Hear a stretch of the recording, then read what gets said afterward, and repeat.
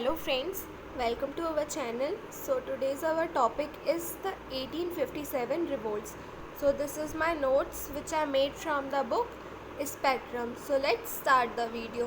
First we discuss about the reasons of 1857 revolt. Reasons को हम जो कारण है 1857 revolt के उसको कुछ पार्ट्स में डिवाइड कर सकते हैं, जैसे कि economic causes, political causes, administrative causes and social and religious causes. सबसे पहले हम इकोनॉमिक कॉजेस की बात करें तो east India company destroyed traditional economic fabrics. जो हमारे ट्रेडिशनल इकोनॉमिक फैब्रिक्स थे वो ईस्ट इंडिया ने टोटली डिस्ट्रॉयड कर दिए थे, ख़त्म कर दिए थे। पीजेंट्री हैवी टैक्सेशन, जो पीजेंट्स वगैरह रहते थे, किसान रहते थे, उन पे हैवी टैक्सेशन लगने लगा, जिनके कारण क्या होता था कि वो उनको लोन लेना पड़ता था और जो लोन था उनको वो हाई इंटरेस्ट रेट्स में मिलता था, जिसको वो रीपे नहीं कर पाते थे। उसके बाद हम देखें British policies discourage Indian handicrafts.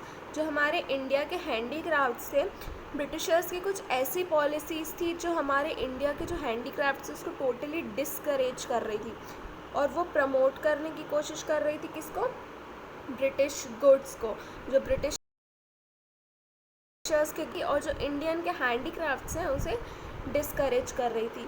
जो इंडिया का ट्रेड था उसमें हाई टैरिफ लगने लगा और जो ब्रिटिश के गुड्स थे उनमें टैरिफ लो होने लगा। जो एक्सपोर्ट था हमारा कॉटन एंड सिल्क का, जो हमारा ट्रेडिशनल एक्सपोर्ट चलता आ रहा था कॉटन एंड सिल्क का, वो उस टाइम तक बिल्कुल एंड पॉइंट पे आ चुका था, मतलब बिल्कुल ख़त्म हो चुका था। नेक्स्ट हम देखें पॉलिटिकल कॉजेज़। तो पॉलिटिकल कॉजेज़ क्या क्या थे? कंपनी की ग्रीडी पॉलिसी, कंपनीज़ की ग्रीडी पॉलिसी, इफ़ेक्टिव कंट्रोल करना, सब्सिडरी अलाइंस की policy and doctrine of labs. ये जो पॉलिसीज़ हैं ये हम अपने आने वाले लेक्चर वीडियो में अच्छे से डिस्कस करेंगे। इसमें हम जो देख लेते हैं सब्सिडरी अलाइंस की क्या पॉलिसी थी। इसका सिंपल सा मतलब यही है कि सब्सिडरी अलाइंस में ब्रिटिशर्स क्या करते थे कि वो अपनी आर्मी प्रोवाइड करते थे, हमें सिक्योरिटी प्रोवाइड करते थे और उसका जो भी एक्सपेंस रहता था वो इंडियंस पे करते थे। नेक्स्ट हम देखें एडमिनिस्ट्रेटिव कॉजेज़। तो एडमिनिस्ट्रेशन जो था उसमें रैम्पेंट करप्शन होने लगा, स्पेशली अमंग पुलिस ऑफिशियल्स और लोअर लो कोर्ट्स। इन सब में जो था वो काफ़ी ज़्यादा करप्शन बढ़ गया था। नेक्स्ट हम देखें सोशल एंड रिलीजियस कॉजेज़। तो सोशल एंड रिलीजियस कॉजेज़ में रेशियल ओवरटर्न्स आने लगे, सुपीरियॉरिटी कॉम्प्लेक्स आने लगा कि जो क्रिश्चियंस है वही सुपीरियर है, जो क्रिश्चियन मिशनरीज़ हैं वही सुपीरियर है, बाकी जो इंडिया है वो इन्फीरियर है, इंडिया का जो रिलीजन है वो इन्फीरियर है, जो क्रिश्चियनिटी है बस वही सुपीरियर है। नेक्स्ट हम देखें जैसे कि सोशल रिलीजियस रिफॉर्म्स होने लगे। सोशल रिलीजियस रिफॉर्म्स जैसे कि abolition of Sati and window marriage, ये सब जो होने लगा। नेक्स्ट हम देखें तो हम देख रहे थे सोशल रिलीजियस कॉजेज़। इसमें हम देख रहे थे सोशल रिलीजियस रिफॉर्म्स जो हो रहे थे, जैसे कि abolition of Sati, window marriage and women education, ये सब आने लगा। तो जो इंडियंस थे उनको ये लगने लगा कि ब्रिटिशर्स अब हमारे रिलीजन में भी इंटरफेयर कर रहे हैं, तो ये भी एक कारण बन गया 1857 रिवोल्ट का। उसके बाद हम देखिए टैक्स लगने लगा मॉस्क पे और टेम्पल लैंड्स पे। उसके बाद हम देखिए रिलीजियस डिसेबिलिटी एक्ट आया 1856 का, जिसमें ये बोला गया कि change of religion did not debar a son from a property. मतलब अगर कोई सन है वो अगर अपने फादर से उसका रिलीजन अलग है या वो उसको चेंज करना चाहता है तो अब उसे उसकी प्रॉपर्टी से नहीं हटाया जाएगा, क्योंकि जो ब्रिटिशर्स थे वो चाहते थे कि इंडिया के जो लोग हैं वो भी क्रिश्चियनिटी को फॉलो करने लगे, इसलिए अगर क्रिश्चियनिटी को फॉलो करते तो उन्हें अपनी प्रॉपर्टी से डिबार कर दिया जाता। इसलिए ये रिलीजियस डिसेबिलिटी एक्ट लेके आए जिससे डिबार नहीं किया जाएगा प्रॉपर्टी से। उसके बाद हम देखें कुछ इन्फ्लुएंस था आउटसाइड इवेंट्स का, जैसे कि फर्स्ट अफगान वार जो हुआ था, पंजाब वार्स एंड क्रीमियम वार्स, इन सब का भी कुछ इन्फ्लुएंस पड़ा। इस जो हमारा 1857 का रिवोल्ट हुआ था इसका एक कारण बना। नेक्स्ट हम देखिए जो डिसकंटेंट आने लगा, जो हमारे सिपॉइस थे वो काफ़ी ज़्यादा अनहैप्पी थे, खुश नहीं थे, उनके जो एमोलीमेंट्स है, वेजेस है, वो कम कर दिए जाते थे और उन्हें डिस्क्रिमिनेट किया जाता था रेशियली, उन्हें डिस्क्रिमिनेट किया जाता था रेशियली। नेक्स्ट हम देखें वाई द रिवोल्ट फेल। पहले तो हमने देखे कि क्या कारण थे इस रिवोल्ट के, अब हम डिस्कस करेंगे कि ये रिवोल्ट आखिर फेल क्यों हुआ। पहला तो ये इसका कारण है कि all India participation was absent. जो पार्टिसिपेशन था, लोगों ने जो भाग लिया इस रिवोल्ट में, वो पूरा ऑल इंडिया से नहीं था, सिर्फ लिमिटेड टेरिटोरियल स्प्रेड था। जो ईस्टर्न, साउथर्न और वेस्टर्न पार्ट था वो पहले से ही लेस अनअफेक्टेड था, because brutally suppressed by companies policies. क्योंकि जो ये पार्ट था वो पहले से ही कंपनीज़ की पॉलिसी से सफ़र कर रहा था, इसलिए इस रिवोल्ट में इसने पार्टिसिपेट नहीं किया। नेक्स्ट हम देखें कि all classes did not join. जो सारी क्लासेस थी, रिलीजन्स के बेस पे भी हम देखें और वैसे भी जो क्लासेस थी, उन्होंने इस वॉर को ज्वाइन नहीं किया। जैसे कि हम देखें बिग ज़मींदार्स, जो बड़े बड़े ज़मींदार्स थे, उनको क्या प्रॉमिस कर दिया गया कि हम आपकी ज़मीन को वापस लौटा देंगे, बैक्ड फॉर वंस प्रोमिसेस। इसलिए जो बिग ज़मींदार थे वो पहले ही हट गए सिर्फ एक प्रॉमिस के कारण। इसलिए हमें इन्हें क्या कहा जाता है, ब्रेक वाटर्स टू स्टॉर्म। उसके बाद हम देखें जो एजुकेटेड इंडियंस का सेक्शन था हमारी सोसाइटी का, उन्हें ऐसा लग रहा था कि जो ये लोग हैं, इंडियंस हैं, इनकी जो क्या है बैकवर्ड लुकिंग सोच है, बल्कि जो ब्रिटिशर्स है वो तो हमारी मॉडर्निटी कर रहे हैं, हमें मॉडर्न बना रहे हैं, और जो इंडियंस हैं उनका ट्रेडिशनल कंजर्वेटिव थिंकिंग है। नेक्स्ट हम देखें पुअर आर्म्स एंड इक्विपमेंट्स। जो हमारे पास आर्म्स एंड इक्विपमेंट्स थे वो भी एकदम पुअर क्वालिटी के थे। जो कंपनीज थी उनके पास एनफील्ड राइफल्स थी, इलेक्ट्रिक टेलीग्राफ था, जिसने उन्हें क्या होता था कि वॉर होने से पहले ही उन्हें पता चल जाता था कि कहाँ वॉर हो रहा है और कब हो रहा है। तो उनके पास ये कुछ मॉडर्न टेक्नोलॉजी थी और हमारे पास सिर्फ फ्यू गन्स और मस्केट्स ही थी। नेक्स्ट हम देखिए अनकोऑर्डिनेटेड एंड पुअरली ऑर्गेनाइज्ड। ये जो वॉर था ये अनकोऑर्डिनेट था, कोऑर्डिनेशन इतना खास नहीं था, और ऑर्गेनाइज तो बिल्कुल एकदम पुअरली ऑर्गेनाइज था।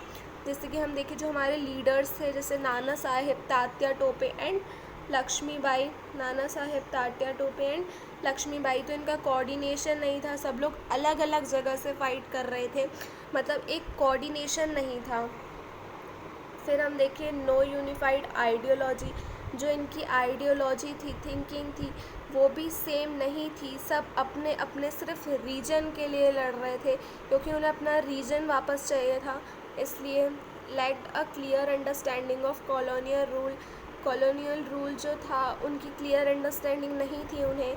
Nor they have forward looking plan, ना ही उनका कुछ आगे का प्लान था। बस अलग अलग रीजन से, अलग अलग क्षेत्र से वो लोग सिर्फ लड़ रहे थे, फाइट कर रहे थे। मॉडर्न नेशनलिज्म नाम की चीज़ तो थी नहीं इस वॉर में। तो ये सब जो थे कुछ कॉजेज़ थे इस रिवॉल्ट के फेल होने के लिए। ये जो पॉइंट्स हैं आप अपने आंसर राइटिंग में भी यूज़ कर सकते हैं। नेक्स्ट हम देखें कि क्या सिग्निफिकेंस रहा, क्या इम्पोर्टेंस रहा इस रिवोल्ट का। तो revolt also exhibited Hindu Muslim unity. तो इस रिवोल्ट के बाद हमें हिंदू मुस्लिम यूनिटी काफ़ी अच्छी देखने मिली। Pave the way for national movement, इसने एक रास्ता तैयार कर दिया किसकी तरफ, नेशनल मूवमेंट की तरफ। Shown the importance of women and children and national women, इसने क्या दिखाया, हमें इम्पोर्टेंस दिखाया वुमेन का और चिल्ड्रन का, कि नेशनल मूवमेंट में क्या इम्पोर्टेंस रहता है। उसके बाद हम देखें broad the freedom fighters of whole India closer. जो काफ़ी सारे पूरे इंडिया से जो फ्रीडम फाइटर्स थे उनको एक साथ इकट्ठा करने में इसने मदद करी इस रिवोल्ट में, मतलब अलग अलग जगह से फ्रीडम फाइटर्स निकल कर आए। Reveal the ill treatment by British, इसने इस रिवोल्ट ने बताया कि कैसे इल ट्रीटमेंट किया जा रहा है ब्रिटिशर्स के द्वारा इंडियंस पे। Motivated youngsters to participate in national movement, इसने यंगस्टर्स को भी मोटिवेट करा कि वो नेशनल मूवमेंट में पार्टिसिपेट करें। नेक्स्ट हम देखें तो ये जो कुछ क्वेश्चंस हैं ये मेंस के क्वेश्चंस हैं, मेंस क्वेश्चंस ऑफ एमपीपीएससी। तो जैसे कि हम देखें कि 2018 में क्वेश्चन पूछा गया है कि क्या कॉजेज़ ऑफ फेलियर, मतलब इस रिवोल्ट के क्या कॉजेज़ थे, मतलब आखिर ये फेल क्यों हुआ, इसके क्या कारण थे, हमें वो लिखना है। और 1857 रिवोल्ट का क्या इम्पोर्टेंस है वो लिखना है। तो अभी हमने लास्ट में डिस्कस करा कि क्या इम्पोर्टेंस था और फेलियर था, तो वो आप यूज़ कर सकते हैं इस आंसर राइटिंग में। नेक्स्ट जो क्वेश्चन है जो 2017 में पूछा गया है ये है कि क्या नेचर है 1857 रिवोल्ट का, और पूछा है was it a war of first independence, क्या ये प्रथम स्वतंत्रता संग्राम की लड़ाई थी। तो इसको डिस्कस करना है। तो नेक्स्ट हम इस क्वेश्चन को डिस्कस करते हैं। नेक्स्ट हम देखते हैं आखिर क्या नेचर था इस रिवोल्ट का। तो नेचर में तो सीधी सी बात है, हम ये लिखेंगे कि डिफरेंट जो राइटर्स थे, जो लोग थे, उन्होंने क्या कहा, किस बारे में इस रिवोल्ट को कहा, तो वही इसका नेचर होगा। तो जैसे कि फर्स्ट हम देखें कि a wholly unpatriotic selfish sepoy mutiny with no leadership and no popular support, मतलब जो इस रिवोल्ट था उसमें कोई खास किसी की लीडरशिप नहीं थी और ना ही कोई पॉपुलर सपोर्ट था। ये किसने कहा था? जॉन सीले ने। Planned war of national independence, जो ये planned war of national independence, ये एक प्लान्ड वार है नेशनल इंडिपेंडेंस की तरफ। ये किसने कहा था? वी.डी. सावरकर। इनकी जो फेमस बुक थी वो थी first war of Indian independence. ये काफ़ी इम्पॉर्टेंट है नेचर, इसमें आपको डिफरेंट राइटर्स के लर्न करना पड़ेगा कि उन्होंने क्या कहा है, क्योंकि ये प्रीलिम्स पॉइंट ऑफ व्यू काफ़ी बार पूछा गया है। नेक्स्ट हम देखिए neither the first nor national and nor war of independence, ये किसने कहा? आर.सी. मजुमदार ने। सिपॉय म्यूटनी एंड रिवोल्ट, इन्होंने ये भी कहा था। जो इनकी बुक थी वो थी ग्रेट रेवोल्यूशन, एक किसने कहा था? अशोक मेहता ने। 1857 रिवोल्ट और इसको अपराइजिंग्स, ये सब किसने कहा था? एस.एन. सेन ने। फैनेटिक रीजनलिस्ट वर्सेस क्रिश्चियंस का वॉर है, ये कहा था एल.ए.आर. रीस ने। और वॉर ऑफ सिविलाइज्ड और बारबरिज्म, ये कहा था टी.आर. होम्स ने। यहाँ पे लिखा नहीं है, मैं लिख देती हूँ, टी.आर.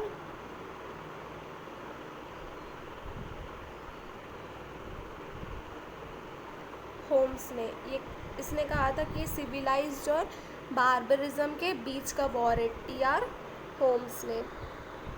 नेक्स्ट हम देखें कि why called the first war of independence, आखिर इसे फर्स्ट वॉर ऑफ इंडिपेंडेंस क्यों कहा जाता है? Historian says because it is first war in which armed rebellion at country level came in front of Britishers. Historians जो हैं वो इसे फर्स्ट वॉर ऑफ इंडिपेंडेंस इसलिए कहते हैं क्योंकि इसमें पहली बार जो आर्म्ड रिबेलियन है वो कंट्री लेवल पे दिखाई दिया इन फ्रंट ऑफ ब्रिटिशर्स, मतलब आज तक ऐसा कुछ नहीं हुआ था। ब्रिटिशर्स का जब से रूल था उसके बाद ये एक फर्स्ट आर्म रिबेलियन था ब्रिटिशर्स के ख़िलाफ़ to make India independent country, India को एक इंडिपेंडेंट कंट्री बनाने के लिए। The revolt give the most important thing, इस रिवोल्ट ने एक मोस्ट इम्पॉर्टेंट थिंग दी इंडियंस को, वो क्या थी? And that was hope. क्या थी? होप, एक आशा दी इंडियंस को कि yes we fought with Britishers, हम ब्रिटिशर्स से लड़ सकते हैं, उनसे फाइट कर सकते हैं। It give us the hope that we can defeat Britishers, इसने हमें क्या होप दी कि हाँ हम ब्रिटिशर्स को डिफीट कर सकते हैं in some cases. It gave a spark that necessary to ignite the fire of independence, इसने एक चिंगारी जलाई जिससे क्या हुआ कि first ignite the fire of independence, ताकि जो आग है इंडिपेंडेंस की वो लग सके among the heart of countryman, जो लोग हैं उनके दिल में एक आग लग सके, किसके लिए? इंडिपेंडेंस के लिए लग सके। तो ये जो वॉर था वो एक स्पार्क की तरह काम करा, एक चिंगारी की तरह काम करा इस वॉर ने। We also gained many revolutionaries, और आगे अलग अलग जगह से हमें काफ़ी सारे रिवोल्यूशनरीज आए, मिल के सब साथ में आए। It gave us a strong foundation for our upcoming freedom fighters, इसने एक स्ट्रॉन्ग फाउंडेशन तैयार किया फॉर अपकमिंग, जो आने वाली फ्रीडम के लिए हमें जो फाइट करना था उसके लिए इसने स्ट्रॉन्ग फाउंडेशन क्रिएट कर दिया। To fight against the Britishers with courage, ताकि हम साहस के साथ ब्रिटिशर से लड़ सकें। And finally we got independence in 1947, और इसी के कारण हमें इंडिपेंडेंस हम लेने में सक्सेसफुल हुए इन 1947। तो जो ये फर्स्ट वॉर ऑफ इंडिपेंडेंस इसे इसलिए कहते हैं क्योंकि ये एक स्ट्रॉन्ग फाउंडेशन था इस वॉर का। सो नेक्स्ट हम देखें कि क्या कॉन्सिक्वेंसेस थे इस रिवोल्ट के, क्या इम्पैक्ट पड़ा इस रिवोल्ट के बाद। तो हम देखिए marks turning point in history. ये जो रिवोल्ट था एक टर्निंग पॉइंट की तरह आया हिस्ट्री में। अगस्त 2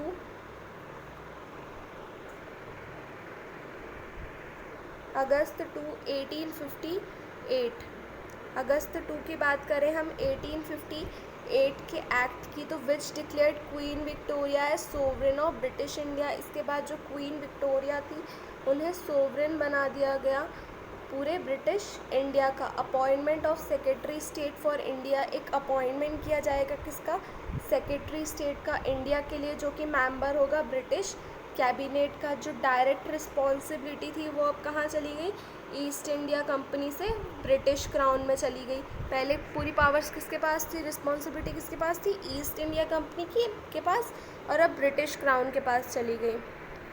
तो नेक्स्ट हम देखें लॉर्ड कैनिंग एट दरबार Allahabad on queen proclamation on November 1 1858। उसके बाद ये जो लॉर्ड कैनिंग थे उन्हें बनाया गया।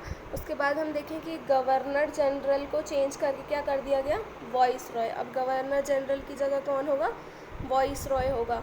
Era of extensions, annexations and expansion, जो एक युग चल रहा था एक्सटेंशंस करने का, एनेक्सेशन करने का, एक्सपेंशन करने का, वह ब्रिटिशर्स ने टोटली एंड कर दिया और प्रॉमिस किया कि हम रिस्पेक्ट करेंगे आपकी डिग्निटी को, राइट्स ऑफ नेटिव प्रिंसेस, इन सब का प्रॉमिस किया ब्रिटिशर्स ने।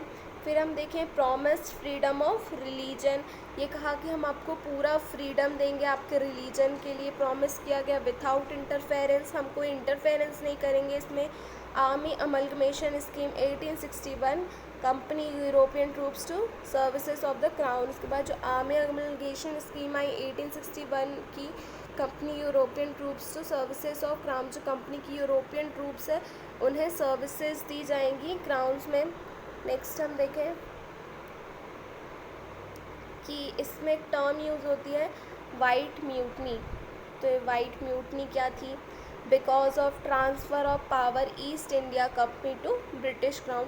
जैसे कि हमने देखा ऊपर कि जो क्वींस प्रोक्लेमेशन आया था 1858 में, उसके बाद जो ईस्ट इंडिया कंपनी की पावर्स थी वो क्राउन के पास चली गई ब्रिटिश। तो इसके कारण अनरेस्ट था जो काफ़ी बढ़ गया था ब्रिटिशर्स के अंदर, जो वाइट लोग थे उनके अंदर अनरेस्ट बढ़ गया था, इसलिए इसे वाइट म्यूटनी कहते हैं। प्रायर 1861, फिर हम 1861 के बाद की बात करें तो 2 सेपरेट मिलिट्री फोर्स बन गई। पहला queen's army, second British East India company. पहले सिर्फ क्या होती थी, ब्रिटिश ईस्ट इंडिया कंपनी होती थी, लेकिन 1861 के बाद से 2 सेपरेट मिलिट्री फोर्सेस बन गई। पहला queen's army, second British East India company. Company troops received भत्ता, जो कंपनी की ट्रूप्स थी वो पहले उन्हें कई भत्ता मिलता था, एक्स्ट्रा अलाउंसेस मिलता था, टू कवर वेरियस एक्सपेंडिचर, जो उनके एक्सपेंडिचर्स होते थे जिनको खर्चा करते थे उनको पे करने के लिए उन्हें भत्ता मिलता था। लेकिन हमने जब देखा कि ये जो ट्रांसफ़र हो गया पावर का, तो जो उनका भत्ता था वो टोटली स्टॉप्ड हो गया था, इसलिए उनमें जो काफ़ी अनरेस्ट था जो बढ़ गया था, इसलिए इसे कहते हैं white mutiny. So guys, here we completes our lecture. If you guys love this video, then kindly like, share and subscribe our channel.